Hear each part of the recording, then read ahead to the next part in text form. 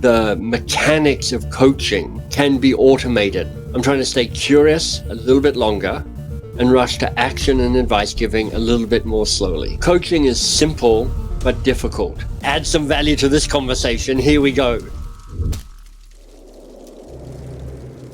Hey, Michael, welcome to the show. Oh, thank you. I'm pretty delighted to be here. Now, as I mentioned right at the beginning, I was very excited about this. I get a lot of books sent to me. And from a guy that never used to read books, I can get very intimidated. So what do we all do when we get a book? We judge it by its cover and we flick through it. But yours, I'm on the second of your books now. In fact, I've got both of your books here. Beautiful. But I'm on the second one, the Coaching Habit. It's a very, very easy read. I've only just got into it because obviously I just finished this one a few days ago. Why you? I know it sounds a direct question, but there's a lot of people out there talking about communication. There's a lot of people talking about coaching. I want to get into your whole life history, the box of crayons, all of that. Yeah. You've got a certain angle on you about coaching and getting into the mindset of people. I first want to know where that came from. Well, it's a mix of things, so there's one part of me which is like, I'm irritated by the status quo. Good. And a big part of where I started with the Coaching Habit book is I just think coaching is this really powerful technology to get clear, to unlock your best, to feel better about yourself, to help people feel seen and heard. And it irritates me that coaching often comes with a whole bunch of baggage, a whole bunch of woo-woo, a whole bunch of, I'm not really a people person, this really isn't for me. So I had a really strong driver with the Coaching Habit. Is like, I'm trying to unweird coaching so that normal people go, oh, okay, if that's what you're talking about, I reckon I could give that a crack. And it's the same with the design of the book, just what you're reflecting, which is like most books. And like, I love books. I'm a reader. Like, I have a master's degree in literature. My wife has a PhD in literature. So we are book nerds, don't get me wrong. But most books are just hard to read. Like, they're these dense blocks of text, and it feels like you got to kind of muscle up to get through them. And I wanted to have a book, and I love what you did. You picked it up and you flicked through it, because I want people to flick through it and go, I could read this book. It's not too scary. It's not too intimidating. There's white space. It's designed to be read and got to the end of it. So good. All these things I'm trying to do is I start with, where's the resistance to this stuff? Where's the resistance to reading a book? Where's the resistance to coaching? And how can I help people get around that resistance so they get access to something that's really powerful and useful for them? And I will say straight off the bat, and you listen to this, it's an annoying book. And it's annoying in the best possible way, because you look at it and you go, shit, that's right. And it just makes sense. Now, I wanted to get the attitude from you before I wanted to give up the lineup of you. I didn't want to kind of like frame people's thought about you. But, 30 years ago, you became a Rhodes Scholar at Oxford University. You founded Box of Crayons. You've worked with thousands of managers, with companies from Microsoft to Gucci. As I say, this is one of your books. You were one of the things I like here was you recently won the coaching award from Thinkers 50. We actually had Martin Gonzalez on a short while ago that was also in that as well. And I love the way you call it the Oscars of management. So I know. You know a thing or two about coaching. I do. You know a thing or two about people. So where is the disconnect between people? Or actually, let me rephrase this, because I think this would be a better question to ask you. We all know we need coaches.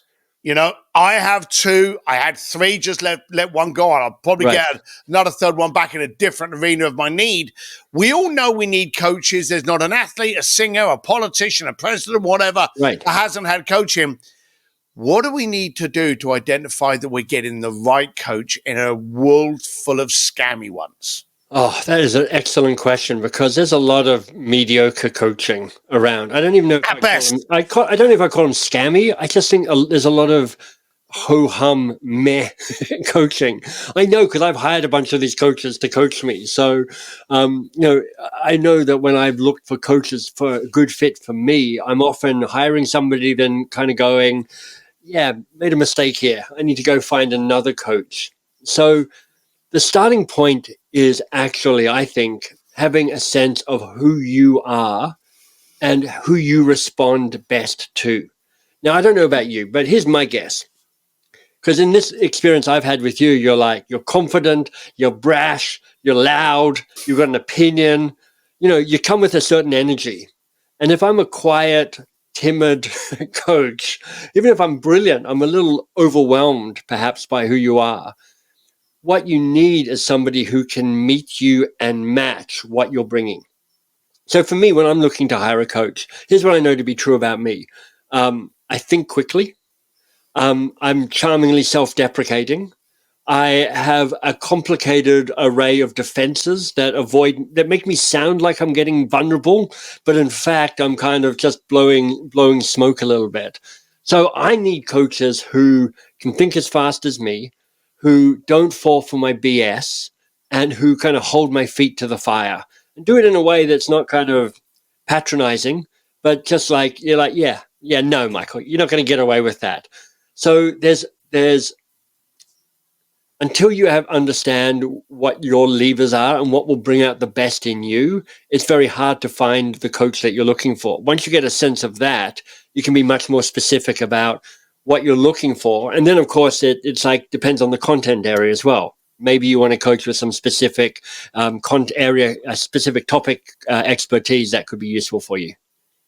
That's a great answer. So it's very much a relationship. I've met some people that have ended up, and I love the game plan you give there of understand your levers, understand your triggers, understand how you react and you act to things, because I've met people that have actually taken on phenomenal coaches, but the relationship wasn't just right. And they were very immediate to turn around and go, that wasn't a good coach. No, it wasn't that they weren't a good coach. They weren't the right fit to your vibe, tempo, and where you needed at that time. And for me, also, there's a process to give yourself the best chance of success. When you sit down with a coach for the first time, or if you're that coach and you're sitting down with a client for the first time, you have a conversation where you say, look, how will we make this great? How will I bring out the best in you? How will you bring out the best in me? How will we collude to make this suck slightly? Because there's a way you can fall into these patterns. And so when I'm hiring a coach, I'm right in the process of doing it right now. I have a conversation. I go, let me tell you all the ways I will try and trip you up, all the ways I will screw you over, all the ways I will sink this relationship, even though I'm desperate for this relationship to work. Hiring a coach is pretty much like starting a narcissistic relationship, because as a coach and as an entrepreneur, we're self-sabotaging our success or looking to blame someone else rather than taking the action ourselves. So I think one of the clarities that you're coming out with is, in order to get the best out of the relationship, you first got to kind of like understand what's the worst in you, right, to know how it can make that relationship bad, and then be vulnerable and confident enough to bring it to the surface, right, so you can say, hey, when I start dancing around this, call me on my shit. Exactly. So do you find... do you like that moment of finding new people? I get really excited when I start working with somebody who answers the brief, but does it in a way that I couldn't imagine. Because there's sometimes you hire somebody to do something for you, and it could be a coach, or it could be a designer, or it could be something, and you kind of give them your vision, your picture, and they come back with what you gave them. And you're like, well, that's great. You brought my vision to life, and my vision's okay. And then sometimes you hire people, and you're like, here's my vision, and they're like, got it. And they come back, and they have brought your vision to life, but in a way far beyond what you were imagining was possible. The coach that has had the most impact for me is a guy called Ernest Oriente. He was my coach for 15 years. It's a long working relationship. And he just constantly would expand my understanding of why I was in this working relationship with him, because he would go that step beyond. So I get very excited when I find those people. And they're hard to find, but when you get them, you grab onto them and you hold onto them because they're special. That is beautiful. Yeah, it's like any relationship, Right. You've got to work at it, you've got to earn it, and you've got to sustain it. Now, we mentioned two of the companies you work for. We mentioned Microsoft and Gucci. I don't want to get into the specifics because obviously you're not going to be able to do that because I'm sure there's NDAs on that size of company. Mm-hmm. But what was the similarity in problems that a major tech company and a major fashion brand, lifestyle brand had in common? Well, they're fundamentally trying to bring out the best in their people. Because here's the thing about when you bring coaching into the way that you manage people and you lead people, you do two things. It's kind of the twin DNA of an organization's culture and success. Part of the success of any organization is like, do we have a good strategy and are we delivering it? And a strategy is being really clear on what's the real challenge and working it. And that's one of the great coaching questions, which is like, what's the real challenge here? So coaching can help you get really centered in on, are we doing the right work? But then the other thing that coaching does is it allows you to bring out the best in your people so they become more competent and more confident and more autonomous and more self-sufficient. So you're trying to bring out the best in your people so your best people are working on the real challenge of your strategy. And when you've got that, you're on a path to success because you've got brilliant people and they're working the plan. And Gucci is smaller than Microsoft, but got its own thing going on. And we're like, how do we help out these managers bring out the best in their people? With Microsoft, which is still a client of ours, Satya Nadella, the CEO, said when he came in and took over 10 years ago, he's like, we need to shift the culture from a know-it-all culture to a learn-it-all culture, because that will actually drive our strategy in terms of how we sell stuff. And so we've helped them shift the culture so that there's more curiosity at the heart of the culture, because that's a foundational leadership skill and muscle that we're building here, which is like this ability to stay curious a little bit longer. Because when you do that, you drive success on strategy and you drive success on culture. You mentioned curious.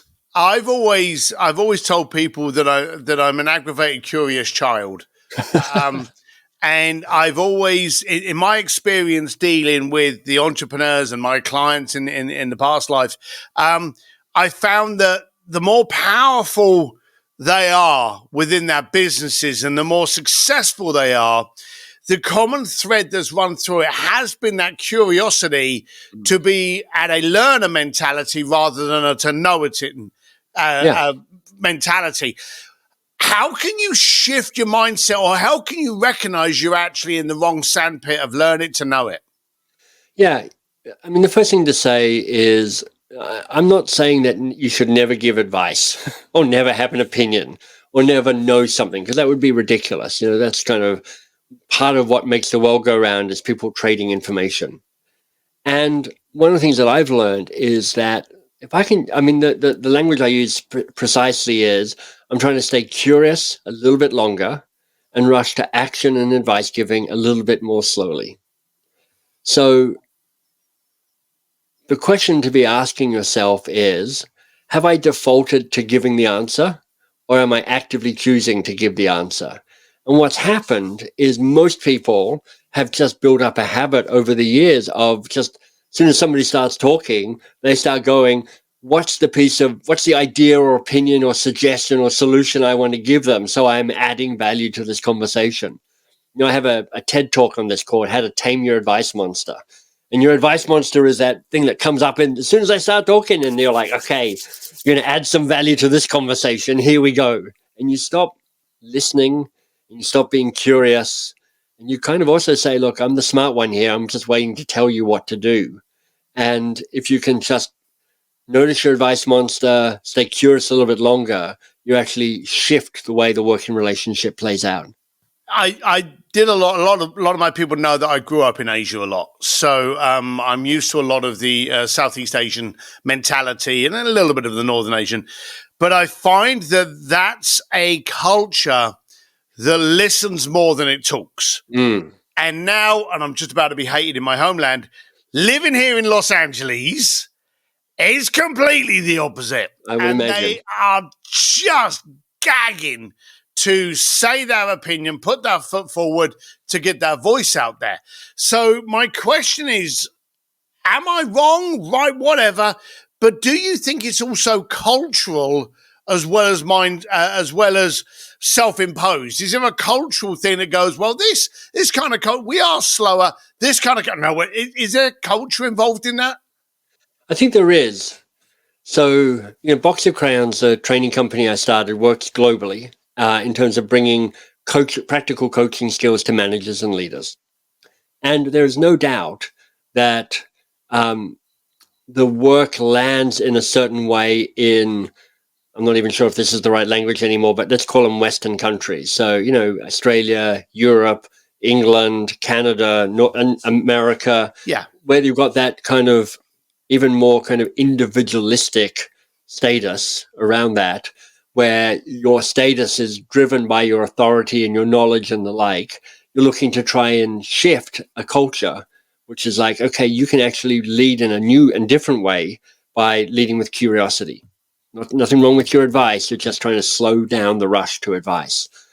We do a bunch of work in different parts of Asia as well, but also we tend to do them for global companies in Asia. So they've got that kind of, for instance, one of our clients is Salesforce, which is like a Western country, but operating in Japan, for instance. Mm-hmm. And so there's a tension between the balance there, because with Asian cultures where there's more of a communal perspective, there's also a different relationship to hierarchy as well. So there's a way that you often look to people who are more senior to you to have the answers. That's their job. Whereas, one of the things we're trying to disrupt in Western cultures is like, just because you're my boss doesn't mean you have the answer. In fact, I'd like you to ask me a good question instead. So there are cultural challenges wherever you go. Wow, I like that. I love the name Box of Crayons. How long has that been around? Well, the company started 22 years ago, 1992. I just arrived in Toronto. I started this company. It was called something else. And I was giving a talk at my local coach chapter around how branding works, because I knew a little bit about it. And so I came up with this talk called Michael's 4 Amazing Rules and Unarguable Rules About Branding. And then I realized my own company name failed 3 of the 4 rules. So I was like, oh my God, I've got 6 weeks to come up with a better name for my own company, or I'm going to look like an idiot.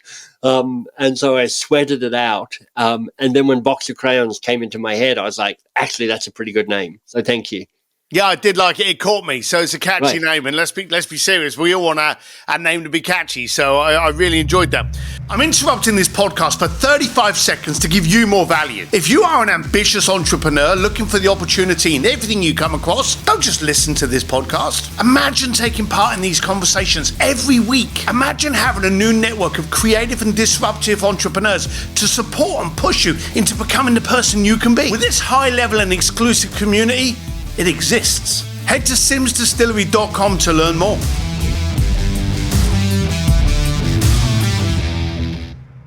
The books, I don't want to wait until the end. Now, I've just gone through How to Work with Almost Anyone. I really enjoyed that.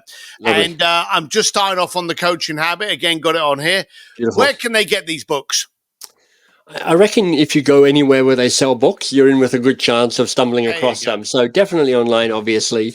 But both of those books are available through an independent bookstore. So if you can wait, go to your indie, order a book through your independent bookstore, because they need our love and support. Yeah. And you can certainly find what you're looking for there. That works well. Now, I was watching some of your videos and doing my research about you. You're a very colourful character, and it's really cool to see the way you talk, the way you enter into the screen. Where are the best plans? This isn't the end of the interview, so I'm telling everyone, don't get all tired yet, but where can people follow you and just get a little bit of that Michael juice? Oh, well, I appreciate that. Look, the hub is my website, which is mbs.works. And, when you go there, you'll find downloads. All the books I've written have free resources to them, but it'll also direct you to my socials where, I pop up. I've got a little character that shows up and teaches on a bunch of my socials as well. So Instagram and LinkedIn in particular is where I hang out there. And what's the URLs for those? Are they still the same? MBS Works? Close. It's at MBS_works. Okay. Yeah. All right. Fine. So I want to jump into, and all those links are going to be below. So if you're in the car, you're on the Peloton, you're doing what you shouldn't be doing and listening to this, they're going to be in the show notes. I always like Steve and I are both on the Peloton at the moment as well. So we're living the dream. We're cycling away here. It's amazing. So one of the questions I always like to ask coaches, who's out there that you wish you could get your hands on now to be able to help?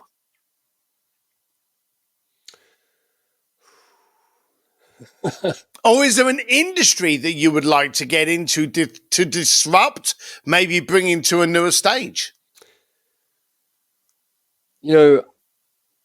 Industries organizations that I admire are organizations that are trying to play a long game. Okay. They go, look, there's a way that our lives are driven by short cycles, and that only feels like it's speeding up. Maybe that's just getting old thing.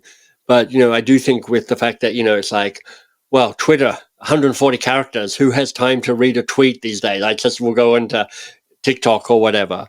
There's a way that things keep speeding up. So any organization, any person that's kind of going, I'm trying to play a bigger game, to wrestle with what I call in a different book of mine, a worthy goal. So a worthy goal is something that is thrilling and important and daunting. Thrilling lights them up. Important makes the world a better place. Daunting, it is on their edge of what's possible. So they're kind of teetering and they're learning. And if I can find individuals or organizations that are like, I've got a worthy goal, it's going to make this world better, I'm up for it, but I can't do it alone, that's where I'd love to come in and play. That sounds cool.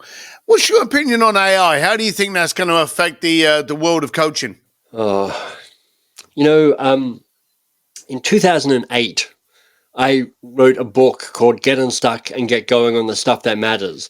And those kids flip books? The ones where you could flip the things and you'd have a ballerina's head and a soccer player's body and a scuba diver's legs. Well, I created a book where instead of pictures, you had questions. And so what you'd do is you'd come to the book, you'd have a question in mind, and then you'd open it up at a random combination. There's like 25,000 different combinations. And you'd have 3 questions to provoke you to think differently. And then in the Coaching Habit book, what I'm actually offering people are scripts. It's like, follow this script. You don't need to be woo-woo. You don't need to be a people person. You don't need to have a head and heart transplant to be a coach. You can follow a script, and that will help you stay curious longer. So for close to 20 years, I've believed that the mechanics of coaching can be automated in some way. And I think that's going to be brilliant, because I think it would be amazing just to call up your AI thing, whatever it's called, and you go, hey, can you coach me? And it'll go, sure, Michael, what's on your mind? And I'll go, blah, blah, blah, blah, blah. And they go, right, you talked about this a couple of weeks ago. So what's the real challenge here for you? And I go, blah, blah, blah, blah, blah. And they go, okay, what else? What else is hard about this for you at the moment? And I'll go, blah, blah. And there's a way that can actually take you through that process, because a key part of what coaching does is it just creates space for you to figure stuff out and think stuff through. Here's what I think AI will be slower to provide, that the best of coaching provides, is a deep sense of being seen and being heard.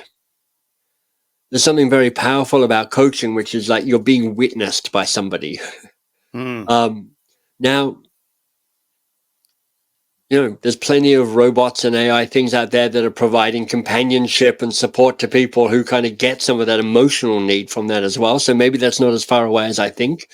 But I do think that, we talked about the mediocrity of a whole bunch of coaching out in the world.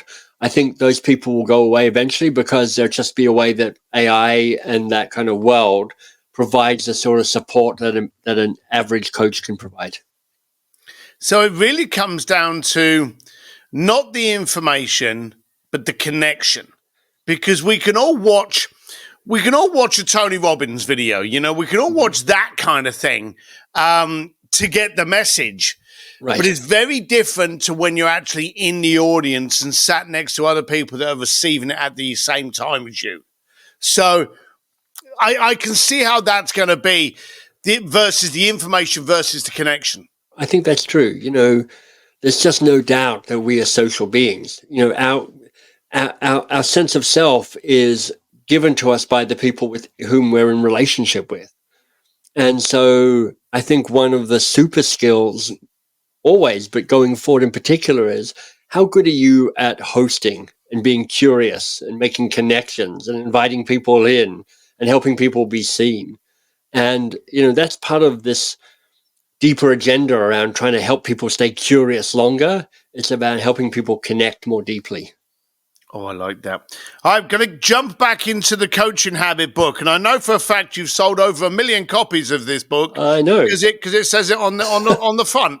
So, and here's what you don't know, perhaps, which is this is a book that got turned down 7 times by a publisher, so I ended up self-publishing it. So not only has it had great success, but I feel deeply smug as a result of it as well. So it's a nice combination. Deeply smug. I like that. That's brilliant, Michael. Deeply smug.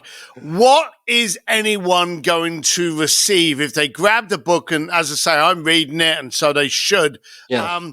When they grab the book, what do you feel as though they're going to be taking out of it? I think the biggest impact is people will go, oh, if this is coaching, I could do that. Because I'm trying to strip away the mystery of coaching and say, look, it's about staying curious longer. Your advice isn't as good as you think it is. Here are 7 good questions that if you ask them and then be quiet and listen to the answer, will actually change the way you have conversations with people. So coaching is simple, but difficult. It's simple because I'm like, 7 good questions gets you through almost all of the coaching conversations you need. It's difficult because you need to unlearn what it means to be the person who leads with advice and opinions and suggestions. So this book is aimed at people in the coaching industry to have a better understanding of how they coach with their clients? I didn't write it for coaches. I wrote it for people who are not coaches, but who are coach curious, if that's a thing. I really wrote it for managers and leaders in organizations because coaching was just like a thing in organizations. Like we need our managers and leaders to be coaches now. And I'm like, man, first of all, coaching gets taught badly in lots of organizations. Secondly, I want regular people going, okay, it's not some woo-woo HR thing. It's just a way of me being with somebody so that I can bring out their best and make sure they're working on the stuff that matters most. So I'm really trying to make this. I mean, I get notes from people all the time, but parents, like I'm not a parent. I'm happily child-free, but parents go, I'm having really good conversations with my teenagers because I'm staying curious longer. And I love that. So here's where I argue with you, Michael. All right. At last we found some conflict. Yeah. You're going to love it. I didn't want to read it. I didn't want to do the interview with you. But I was curious, did some Googling, saw your website, saw your videos, very, very entertaining. And I was like, all right, then fine. And then I got this book and two things hit me. Well, probably 3 things.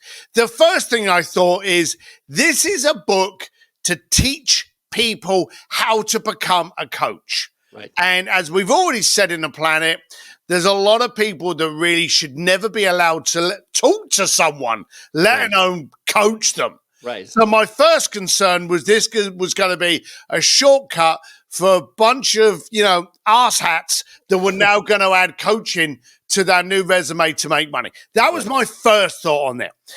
It was quickly removed by the second page. All right. I found that it asked me appropriate questions that would enhance my relationships with those that I coached. Right. But I also found it a compelling book for people that needed a coach, that needed to ask themselves the right questions as to what they needed from a coach. Love it. So I was very, again, the cover bothered me only because of my massive hatred for most coaching people I see out there with the add Walter Insta coach on their latest program. But I do have to compliment you on the questions that you ask. Literally are offering it on both sides. Did you see it that this would be a good book to have people that are looking for a coach help understand it? Because if you think about it, at the beginning of this conversation, we need to have the conversation with ourselves before we can bring someone in to actually make us better than what we are now. I can't claim that was part of the plan. You should stay smug. What really helped is I got really clear on the person I was writing this for. Okay. It was a woman, a director or a VP in a company. She's in an airport. She sees the book in the airport bookstore. She picks it up and she goes, just like you did, flicks through it and goes, oh, this feels like readable. And it's small enough and fast enough that I can fit it in my bag and I can probably read a bit of it on the flight. And the highfalutin language I was using around this, which is like, I'm just trying to democratize coaching. So it feels more accessible for more people and more people can stay curious longer. Now, an unintended consequence sounds like that it makes people go, oh, this would be helpful to have somebody asking me these questions. And so maybe invites more people into being coached. But the biggest success for me is asking people to shift their behavior so that they just stay curious a little bit longer. If that happens, and it has, then I'm pretty delighted by its success. Well, yeah, I think you're doing a great job with it. As I say, I'm glad I meet your female HR avatar. Yeah, you're the embodiment of who I was thinking. I am. I do have a deep feminine side. I see that. Congratulations, fella. Thank you. I like your character. I like your spirit. And I'm going to openly say I like your books. I've got 2 of them here. I wouldn't be surprised if I end up adding another couple to the library. Michael, finally, where's the best place that they should go to find more of you? Thank you. Just go to mbs.works. That's the name of the website, mbs.works, and you'll get more than enough of me and then some. Perfect. All right. I recommend everyone to do that. Michael, have a great day. I love the fact that you're telling everyone to stay curious. So don't listen to me, listen to Michael. Thank you very much, pal, for being on the podcast. It's been a total pleasure. Thank you. That was great. Bye. Hey, thanks for listening to the podcast. You know what to do. If you love it, share, subscribe, but more than anything, do something with it. And remember, life's too short to play it safe. So disrupt, connect, and grow. See you next time.